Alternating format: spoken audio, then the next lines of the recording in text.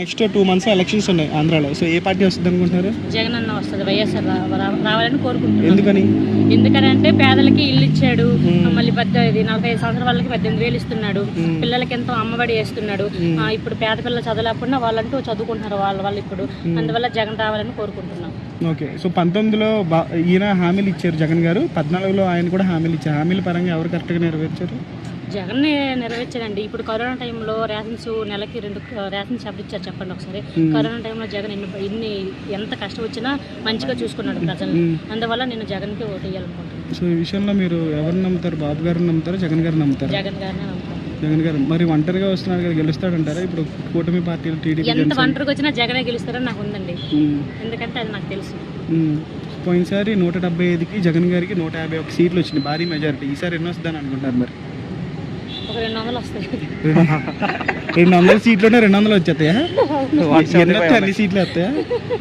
ఎన్నొస్తే అన్ని సీట్లు వస్తాయా? వస్తాయండి, ఇంకా ఎక్కువ వస్తాయి అనుకుంటున్నాం మేమైతే.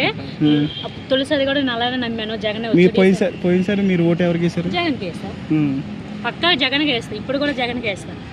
ఎందుకంటే నాకు తెలియదు, మన జగన్ అంటే చాలా చిన్నప్పటి నుండి మాకు ఇష్టం. ఇప్పుడు షర్మిల గారు కాంగ్రెస్ లోకి వెళ్ళారు కదా, సో ఆమె కూడా మరి టీడీపీ జనసేన సపోర్ట్ చేస్తే మొత్తానికి ఒంటరివాడు అయిపోతాడు కదా. ఎందుకు ఒంటరివాడు అవుతారు? ఇప్పుడు చాలా మందికి తను ఎంత చేశాడని తనకు తెలుస్తుంది కదా, మనుషులకు తెలుస్తుంది కదా. ఇప్పుడు అవసరానికి ఇప్పుడు 3,000 ఎవరు ఇస్తారండి నెలకి చెప్పండి? సంవత్సరం 500 పిలుస్తున్నాడు జగన్.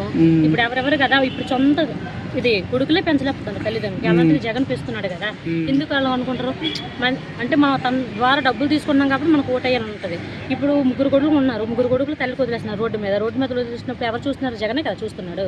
అలా అని వాళ్ళకి నమ్మకం ఉంటే జగన్కి వేస్తారు, లేకపోతే లేదు, వాళ్ళే పోతారు. ఇంకా ఇప్పుడు నాకు మీ కుటుంబంలో మంచి జరిగితేనే నాకు ఓటు వేయండి అని చెప్పేసి ఆయన ఓపెన్గా చెప్పాడు. నిజంగా మంచి జరిగిందా ప్రతి కుటుంబంలో? మంచి జరిగిందండి. ఏమో మరి చంద్రబాబు పక్కన పార్టీ ఉన్నైతే చెప్పలేము, కానీ జగన్ వల్ల అయితే అందరికి మంచి జరిగింది పక్కా. సో ఈసారి ఎంతమంది వచ్చినా ఆయన గెలుస్తారు? ఆయన గెలుస్తారు. Thank you.